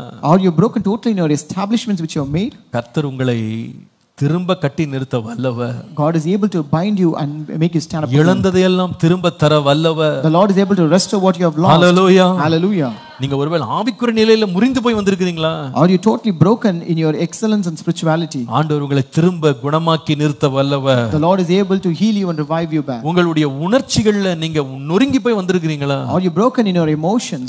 ஆண்டவர் உங்களை திரும்ப காயங்கட்டி எழுப்ப வல்லவர். The Lord is able to bind you again. விசுவாசத்துல நொறுங்கி போய் வந்திருக்கீங்களா? Are you broken in your faith? ஆண்டவர் உங்களை திரும்ப கட்டி எழுப்ப வல்லவர். The Lord is able to bind you. உங்களுடைய உன்னத நிலைகள்ல உங்களுடைய ஸ்தானங்கள்ல மேன்மைகள்ல நொறுங்கி போய் வந்திருக்கீங்களா? Are you broken in your esteem, positions and responsibilities? நொறுங்குண்டவர்களை தேவன் குணமாக்குகிற தேவன். God is able to heal those who are broken. Hallelujah. Hallelujah. சங்கீதம் 109 சங்கீதம் 16 வசனத்தை நீங்கள் வாசிப்பீர்களானால், When we read Psalm 109 and verse 16, இந்த துன்மார்க்கனை குறித்து வாசிக்கிறோம். we read about the wicked. அவன் தயை செய்ய நினையாமல் சிறுமையும் எளிமையுமானவனை துன்பப்படுத்தி மனம் முறிவுள்ளவனை கொலை செய்யும்படி தேடினானே என்று வாசிக்கிறோம். Here we read, the wicked remembered not to show mercy, but persecuted the poor and needy man, that he might even slay the broken in heart. இந்த கடைசி வார்த்தையை பாருங்க. Look at the last word. மனம் முறிவுள்ளவனை கொலை செய்ய தேடினான். And he sought that he might slay the broken in heart.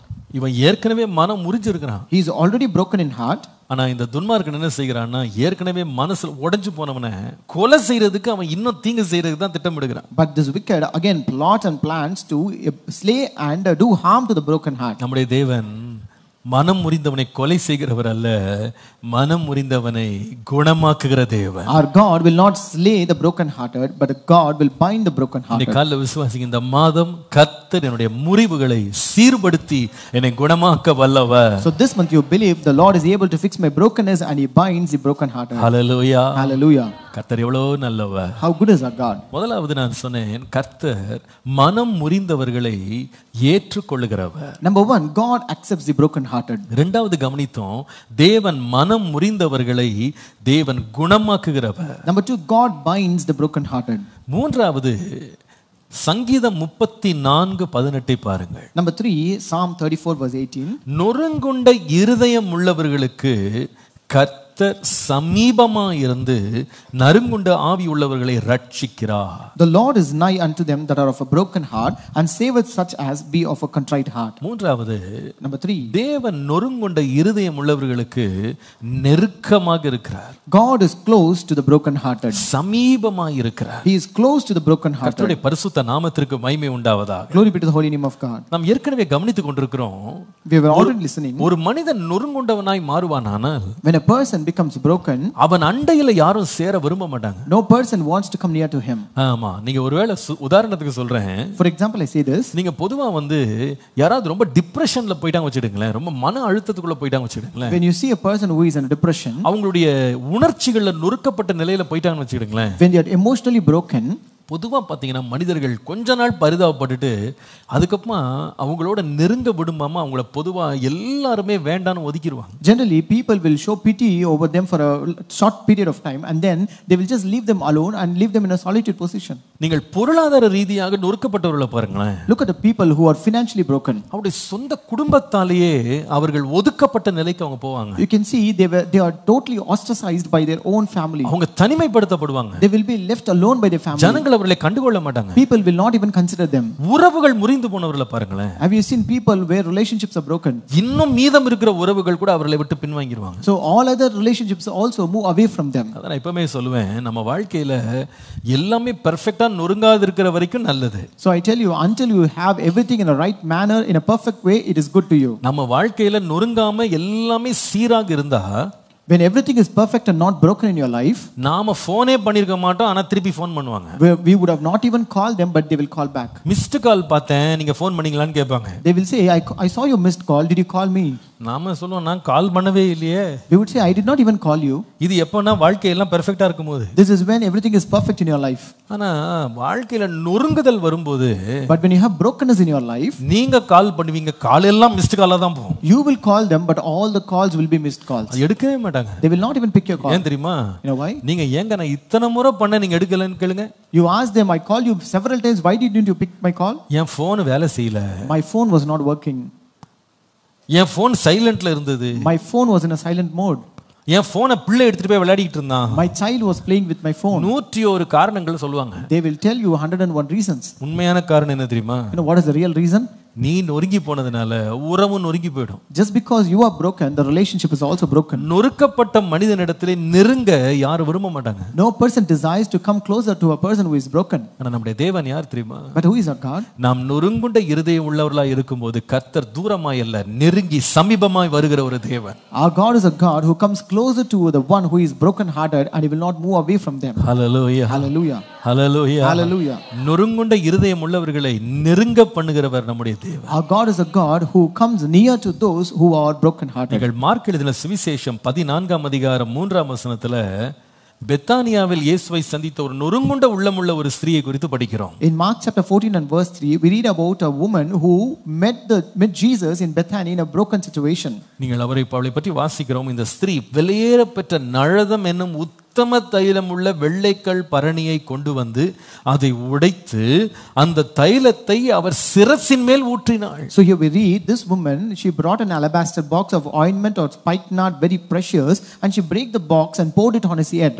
இதை உடைக்கிறது எதற்கு அடையாளமா இருந்தா தான் உடைஞ்ச உள்ளத்துக்கு அடையாளமா இருந்தது. So this brokenness shows the brokenness of her heart. பாருங்க, இதை உடைச்ச உடனே இயேசு வந்து அவள் மேல் ரொம்ப மனதுருகிட்டாரு. So when she broke it, Jesus had compassion over her. ஆமா, நம்ம உடைஞ்ச ஆண்டவர்ட்ட வர்றோமோ நம்மை வந்து ரொம்ப நேசிக்கிற, நம்மை நெருங்க பண்ணுகிற ஒரு தேவனாய் நம்முடைய தேவன் இருக்கிறார். It's true, whenever we are broken hearted, our God is a God who makes us come closer to him when we are broken. இது ரொம்ப ஆச்சரியமா இருக்கு. இதை வந்து உடைக்கும் போது இந்த உடைஞ்ச தைலத்தை கொண்டு போய் எங்க ஊற்றிட்டானா இயேசுவின் தலைமையிலே ஊற்றிட்டானா. So it is surprising here, when she broke that box, she broke that and poured it on the head of Jesus. இதை நான் எப்படி பார்க்கிறேன்னா, உடைஞ்ச நிலை வந்து இயேசுவின் சிரசுக்கே நெருங்குகிற அளவுக்கு ஒரு உடைவு ஒரு மனுஷனை கர்த்தருக்குள்ள கொண்டு வந்துட முடியும். So I see the situation this way, the brokenness of a person can bring a person closer to the head of Jesus. ஏனென்றால் வேதம் சொல்கிறது அவர் ரொம்ப நொறுங்கின இருதயம் உள்ளவர், ரொம்ப சமீபமா இருக்கிறாராம். Because it says that he is very close to the broken hearted. கர்த்தருடைய பரிசுத்த நாமத்திற்கு மகிமை உண்டாகுதா. Glory be to the holy name of God. ஆனா நீங்க அதே சம்பவத்துல இன்னொரு பகுதி நீங்க படிக்கலாம். But you can read one more, the other part in the same incident. இந்த இடத்துல அந்த நொறுங்கி போன ஒரு பெண்ணை ஆண்டவர் பாராட்டி விட்டு சொல்லுகிறாரு, இந்த பெண் செய்த இந்த காரியம் 9ஆம் வசனத்துல பார்க்கிறோம். இந்த சுவிசேஷம் உலகத்தில் எங்கெங்கே பிரசங்கிக்கப்படுமோ அங்கங்கே இவளை நினைப்பதற்காக இவள் செய்ததும் சொல்லப்பட வேண்டும் என்று இயேசு சொல்லுகிறார். So here verse says, the Lord says, wherever this gospel is preached in the whole world, what this woman had done will also be told as a memorial to her. என்ன ஒரு நெருக்கம் இயேசுவுக்கும் அவளுக்கு வந்து விட்டது. So what a kind of intimacy and close relationship Jesus and she had. ஆனா 10ஆம் வசனம் பாருங்க. But look at verse 10. அப்பொழுது, Then, எப்பொழுது, when இயேசு இவளை பற்றி சுவிசேஷம் அறிவிக்கப்படுகிற இடத்திலெல்லாம் அறிவிக்கப்படும் சொன்ன பொழுது, when Jesus said that of this woman, what this woman has done will also be preached in every place where the gospel is preached. அப்பொழுது, and then 12 ஒருவனாகிய யூதாஸ்காரியோத் என்பவன் அவரை பிரதான ஆசாரியருக்கு காட்டி கொடுக்கும்படி அவர்களிடத்திற்கு போனார். Judas Iscariot, one of the 12, went to the chief priest to betray him to them. அவர்கள் அதை கேட்டு சந்தோஷப்பட்டு அவனுக்கு பணம் கொடுப்போம் என்று வாக்குத்தத்தம் பண்ணினார்கள். அவன் அவரை காட்டி கொடுப்பதற்கு தகுந்த சமயம் பார்த்து கொண்டிருந்தான். And when they heard it, they were glad and promised to give him money. So he sought how he might conveniently betray him. கொஞ்சம் யோசிச்சு பாத்தீங்களா இத? Did you think about this? நொறுங்கி போன ஒரு பெண் இயேசு வண்டை நெருங்க முடிந்தது. A woman who was broken was able to come closer to Jesus. ஆனா நொறுங்கி போன பெண் இயேசு வண்டை நெருங்கிட்டான்ற ஒரே காரணத்துக்காக, இயேசுவை காட்டி கொடுக்கிறதுக்காக இயேசுவை விட்டு ஒருவன் பிரிந்தே போயிட்டான். Just because a broken hearted woman came closer to Jesus, a person who was closer to Jesus went away from him. கர்த்தருடைய பரிசுத்த நாமத்திற்கு மகிமை உண்டாவதாக. Glory be to the holy name of God. மனிதன் விலகும்போது கர்த்தர் நெருங்கி வருகிறார். When people depart, God comes closer. Hallelujah. Hallelujah. மனுஷனுக்கு நொறுங்கினவர்களை பார்த்தாலே நெருங்க பிடிக்காது. So people will not like to come closer to those who are broken hearted. ஆனா தேவனோ நொறுங்குண்டவர்கள் அருகிலே வருகிற தேவனாய் இருக்கிறார். But our God is a God who comes closer to the broken hearted. நீங்கள் பேதுருடைய வாழ்க்கையை பாருங்க. When you look at the life of Peter, அவன் வாழ்க்கையில வந்து ஒரு நாள் இயேசுவிடத்துல ரொம்ப சவால் விட்டு, யார் உம்மை விட்டு போனா கூட நான் உம்மை விட்டு விலக மாட்டேன்லாம் சவால் விட்ட ஒரு மனுஷன் தான். So he was a person who even challenged Jesus, saying that no matter whoever may depart from you, I will not leave you or depart from you.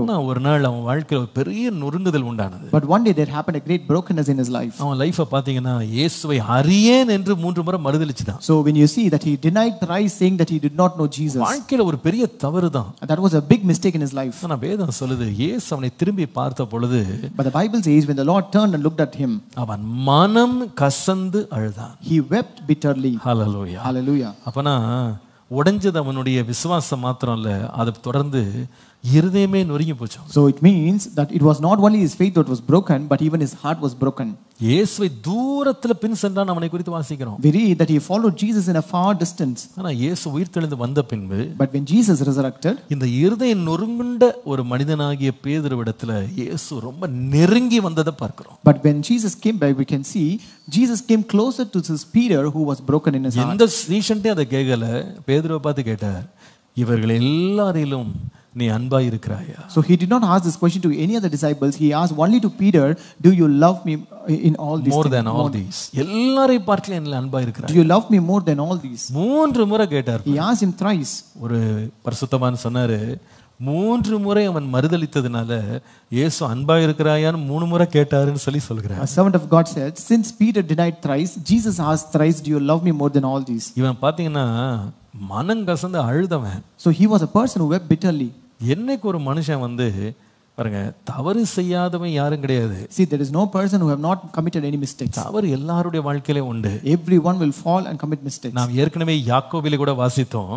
Even we read in James, நாம எல்லாவற்றிலேயே நாம சில வேளை தவறுகிறோம். for we all stumble in many things. ஆனால் தவறுதல் வரும்போது ஒரு மனுஷன் இருதயத்தை கடினப்படுத்தாம நொறுங்குண்ட இருதயமா மாறிட்டான்னு வச்சுக்கிடுங்களேன். But when a person is broken and when he commits a mistake, when he doesn't harden his heart and comes to the Lord with the brokenness, நிச்சயமாய் கர்த்தர் அவனை விட்டு தூர போகிறவர் அல்ல, அவனிடம் நெருங்கி சேருகிறவராய் இருக்கிறார். truly God will not move away from him but come closer to him. Hallelujah. Hallelujah. தேவன் ஏற்கும் பலிகள் நொறுங்குண்ட நறுங்குண்ட ஆவி. And God always accepts a broken and contrite heart. இந்த மாதத்துல விசுவாசிங்க, நான் நொறுங்குண்ட இருதயத்தோடு கர்த்தர்ட்ட திரும்பும்போது என்னுடைய எல்லா முறிவுகளையும் ஆண்டவர் குணமாக்கி சீர்படுத்தி கட்டுவதற்கு தேவன் போதுமானவராய் இருக்கிறார். So you have to believe this month, when I come with a broken heart to the Lord is able to accept me. He is able to heal and bind that brokenness and fix my brokenness. தூர போகிறவர் அல்ல, நெருங்கி வருகிறவர். He will not go far away from me, but he will come closer to me. ஒருவேளை மனிதன் நம் நொறுங்கும்போது நம்மை விட்டு விலகி போகலாம். Maybe people may depart from us when we are broken. ஆனா பயப்படாதீங்க. But don't be afraid. நம்மை உண்டாக்கின தேவனோ நமக்கு நெருக்கமாய் வருவார். Our God who created us will come closer to us. நம்ம இன்னும் அவர் கிட்ட சேர்த்துக் கொள்வார். And he will draw us more closer to him. நம்முடைய எல்லா முறிவுகளையும் கட்ட அவர் உண்மை உள்ளவராய் இருக்கிறார். And the Lord is faithful to fix all our brokenness. கர்த்தர் தமது ஜனத்தின் முறிவை கட்டுவார். The Lord will fix the brokenness of his people. எத்தனை பேர் விசுவாசிக்கிறீங்க இந்த How many of you காலையில? believe this? இதே சமூகத்தில் எழும்பி நிற்போமா? Let us all stand up in the presence of God. Hallelujah. Hallelujah. ஆண்டவரே, முறிவுகளை கட்ட நீர் உண்மை உள்ளவராய் இருப்பதற்காக நன்றி. Lord, thank you that you are faithful to fix all our brokenness, Lord. எந்த முறிவாய் இருந்தாலும் நீ கட்டி எழுப்ப உண்மை உள்ளவராய் இருப்பதற்காக நன்றி. Lord, thank you, no matter whatever brokenness it might be, Lord, you are able to fix them, Lord. Hallelujah. Hallelujah. நொறுங்குண்ட நறுங்குண்ட இருதயத்தை நீர் புறக்கணிக்க மாட்டீர் ஆண்டவரே. Lord, you will not despise a broken and contrite heart, நீர் Lord. புறக்கணிக்க மாட்டீர். You will not despise it, Lord. நீர் ஏற்றுக்கொள்வீர். You will accept the broken heart. Hallelujah. Hallelujah. ஆண்டவரே, நீர் நொறுங்குண்டதை நொறுங்குண்டது போலவே வைக்க மாட்டீர். Lord, you will not keep the broken heart as such as a broken one. நீர் அதை காட்சி பொருளாய் மாற்ற மாட்டீர். Lord, you will not make it an exhibit, Lord. ஆண்டவரே, நீர் கட்டுகிற தேவன். But Lord, you will bind the broken heart. நீர் கட்டுகிற தேவன். You are the Lord who binds it, Lord. நீர் கட்டுகிற தேவன். You are the Lord who heals and binds it. Hallelujah. Hallelujah. எல்லாவற்றையும் சீர்படுத்துகிற தேவன். You are the Lord who fixes all our brokenness. ஆண்டவரே, நொறுங்கி போனவனை விட்டு விலகி போகிறவர் அல்ல நீ. Lord, you will not depart away from the broken hearted. நொறுங்கி போனவர்களை ஆண்டவரே நீர் தள்ளி விடுகிற தேவன் அல்ல. Lord, you will not depart or you will not just discard those people who are broken ஆண்டவரே, hearted. நீர் நொறுங்குண்டவர்களுக்கு சமீபமாக இருக்கிறீர். But Lord, you are closer to the broken hearted. சமீபமாக இருக்கிறீர். Lord, you are closer to them, Lord. ஆசாரியன் விலகி போகலாம். Priest may depart away. லேவியன் விலகி போகலாம். Levite may move away. நல்ல சமாரியனாய் நீர் அருகிலே வருவே. But as a good Samaritan will come closer to us, Lord. Hallelujah. Hallelujah. ஓ, நீர் நல்லவர் ஆண்டவரே. Lord, you are a good God, Lord. எத்தனை பேர் இதை உணர்கிறீங்க இந்த How many of you காலையில? can understand this? ஆண்டவரே, நீர் நொறுங்குண்டவர்களை சீர்படுத்துகிறீரே. Lord, you fix all the broken hearted, உமக்கு Lord. நன்றி அப்பா. Thank you, Father. தமது ஜனத்தினுடைய முறிவை கட்டுகிறவரே. God who fixes the brokenness of the people. தமது ஜனத்தின் முறிவை கட்டுகிறவரே. The Lord who binds the bruise of the people. நன்றி அப்பா. Thank you, Father. நன்றி அப்பா. Thank you, Father. நன்றி அப்பா. Thank you, Lord. நன்றி அப்பா. Thank you, Father. குயவனாக வனைந்திட்டிரே களிமண்ணையே உம் கிருபையாலே. குயவனாக வனைந்திட்டிரே களிமண்ணையே கிருபையாலே. குறை கண்டு அழிக்கவில்லை, கரத்தினில் வைத்துள்ளீரே. குறை கண்டு அழிக்கவில்லை, கரத்தினில் வைத்துள்ளீரே. இன்னொரு முறை பாடுவோம். குயவனாக குயவனாக வனைந்திட்டீரே, களிமண்ணையே உம் கிருபையாலே. குயவனாக வனைந்திட்டீரே, களிமண்ணையே உம் கிருபையாலே. குறை கண்டு அழிக்கவில்லை, கரத்தினில் வைத்துள்ளீரே. என்னில் குறை கண்டு அழிக்கவில்லை, கரத்தினில் வைத்துள்ளீரே. குறை கண்டு அழிக்கவில்லை, குறை கண்டு அழிக்கவில்லை. குறை நீக்கி நிறைத்தீரே, குறை நீக்கி நிறைத்துள்ளீரே. குறை கண்டு என்னில் குறை கண்டு அழிக்கவில்லை, குறை நீக்கி வைத்துள்ளீரே. கரங்களை உயர்த்தி ஸ்தோத்திரமே, ஸ்தோத்திரமே, ஸ்தோத்திரமே, மறவாமல் செலுத்துகிறே. ஸ்தோத்திரமே, ஸ்தோத்திரமே, மறவாமல் செலுத்துகிறே. ஆமென். உயிர் பிழைத்தேன், உதவி பெற்றேன், உயிருள்ளவரை துதிப்பேன். உயிர் பிழைத்தேன், உதவி பெற்றேன், உயிருள்ளவரை துதிப்பேன். அல்லேலூயா. கர்த்தர் தமது ஜனத்தின் முறிவை கட்டுவார்.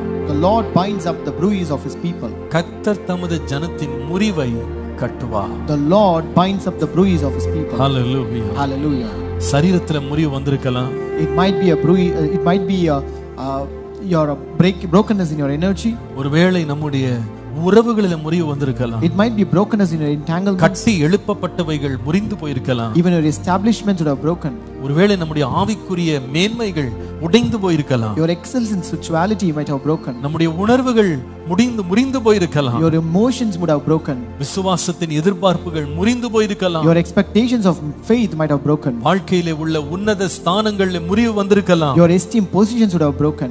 முறிந்த நிலையை தேவன் நிராகரிக்காமல் புறக்கணிக்காமல் ஏற்றுக்கொள்ளுகிற ஒரு நல்ல தேவனாக இருக்கிறார். We have a God who will not discard, who will not reject the brokenness but accepts the broken-hearted. முறிந்தவனை கொலை செய்வதில்லை, முறிந்தவனை தேவன் சீர்படுத்துகிறார். Our God will not slay the broken-hearted but God binds the broken-hearted. தேவன் முறிந்தவனை தள்ளி வைக்கிறதில்லை, முறிந்தவனை நெருங்க பண்ணுகிறார். Our God will not depart from the broken-hearted but he is close to the broken-hearted. இந்த மாதத்தில் விசுவாசிங்க, கர்த்தர் என் முறிவுகள் எல்லாம் கட்டுவார். You believe in this month the Lord will fix my brokenness. விசுவாசிங்க, கரங்களை உயர்த்தி கர்த்தரை ஸ்தோத்திரம் பண்ணு. Raise your hands and praise God. எல்லாவற்றால் நிரப்புவார். God who fills everything with everything. Hallelujah. Hallelujah. எல்லாவற்றுக்கு எல்லாமாய் இருப்பார். And he will be everything for everything. உயிர் பிழைக்க வைப்பார். He will make you survive. உதவி செய்வார். He will help you. அவரை துதிக்க வைப்பார். And he will make you praise him. Hallelujah. Hallelujah. பலவீனத்திலே பலன் தருகிறவர். And he gives strength to the weak. கிருபை மேல் கிருபை தருகிறவர். He gives grace upon grace. நன்றி அப்பா. நல்ல பிதாவே, உம்முடைய வார்த்தைக்காக நன்றி. Our good Father, thank you for your word, Lord. கர்த்தராகிய நீர் உம்முடைய ஜனமாகிய எங்களுடைய முறிவுகளை நீர் கட்டுகிறவர். The Lord God, you will bind and fix the brokenness of the people. நாம் எங்கள் வாழ்க்கையில் எத்தனையோ முறிவுகள் வரலாம். Yes, Lord, we may encounter many brokenness in our life. ஆனால் நீர் எங்களுக்காக நல்ல வைத்தியராய் இருப்பதற்காக நன்றி. But Lord, thank you that you are a good healer of our life, Lord. நீர் எங்களை ஆண்டவரை ஏற்றுக்கொள்ளுகிறதற்காய் நன்றி. Lord, thank you for accepting us, Lord. எங்களை கட்டுகிறதற்காய் நன்றி. Lord, thank you for binding us, Lord. ஆண்டவரே, நீர் எங்களோடு நெருக்கமாய் இருப்பதற்காய் நன்றி. Lord, thank you that you are closer to us, Lord. நாங்கள் முறிந்து போன நிலைமைகளை உம்மிடத்திலே மறைக்காமல் நொறுங்குண்ட இருதயத்தோடு உம்மை அண்டி சேர கிருபை தார். Lord, give us grace not to cover up our brokenness, but Lord, come with the brokenness to you, ஆண்டவரே, Father. ஒருவேளை பிசாசானவன் எங்களுடைய முறிவுகளை நாங்கள் வெளியே உம்மிடத்திலே வெளிப்படுத்தாதபடி எங்கள் இருதயங்களை கல்லாக்கலாம். ஆண்டவரே, Lord, the Satan may harden our hearts so that we may not, Lord, disclose our brokenness to you, Father. ஆனால் நீரோ எங்கள் இருதயங்களை சதையாக்குகிற தேவன். But God, you are the one who makes a heart in a flesh way. ஆண்டவரே, இந்த நொறுங்குதலுக்கு எங்களை அர்ப்பணிக்க கிருபை தார். Lord, give us grace to surrender and submit to the brokenness, ஒரு Lord. பணிந்த ஆவியோடு நொறுங்கின ஆவியோடு உம்மிடத்திலே சேர கிருபை தார். Lord, give us grace to come closer to you with a broken and contrite heart, Lord. நிச்சயமாகவே நீர் காயங்களை கட்டுவீர். And truly you will heal all our wounds, Lord. நாங்கள் கடந்து வந்த பாதைகளை எங்களுக்கு சாட்சியாய் மாற்றுவீர். And you will make all our paths that we came through as a testimony, Lord. தொடர்ந்து எங்களை வழி நடத்துவீர். Lord, you will continue to lead us, எடுத்து Lord. பயன்படுத்துவீர். You will take us and use us, Lord. நீர் செய்ய போகிற பெரிய காரியங்களுக்காய் நன்றி. Lord, thank you for the great things that you're going to உம்முடைய do. கிரியைகளை எண்ணி ஸ்தோத்திரிக்கிறோம். We thank you for the works that you're going to do, தொடர்ந்து Lord. நடத்தும். Continue to lead us. இயேசுவின் நாமத்தில் பிதாவே, In Jesus' name we pray. ஆமென். ஆமென். நம்முடைய கர்த்தராகிய இயேசு கிறிஸ்துவினுடைய கிருபை, பிதாவாகிய தேவனுடைய அன்பு, பரிசுத்த ஆவியானவருடைய அந்யோன்ய ஐக்கியம், சமாதானம், ஆசீர்வாதம் நம் அனைவரோடு இந்த மாதம் முழுவதும் கர்த்தருடைய வருகை பரியந்தம் நிலைத்திருப்பதாக. ஆமென். என் ஆத்துமாவே கர்த்தரை ஸ்தோத்திரி, என் முழு உள்ளமே அவர் பரிசுத்த நாமத்தை ஸ்தோத்திரி. என் ஆத்துமாவே கர்த்தரை ஸ்தோத்திரி. கர்த்தர் செய்த சகல உபகாரங்களை மறவாதே. அவருடைய அக்கிரமங்களை எல்லாம் மன்னித்து உன் நோய்களை எல்லாம் குணமாக்கி பிராணனை அழிவுக்கு விலக்கி மீட்டு கிருபையினால் இரக்கங்களால் முடிசூட்டி நன்மையினால் வாயை திருப்தியாக்குகிறார். கழுகுக்கு சமானமாய் வயது திரும்ப வால வயது போல் ஆகிறது. ஆமென். Praise the lord. கர்த்தர் தாமே உங்களோடு இருந்து உங்களை ஆசீர்வதிப்பாராக. சமாதானத்தோடு சென்று வாருங்கள். ஆமென்.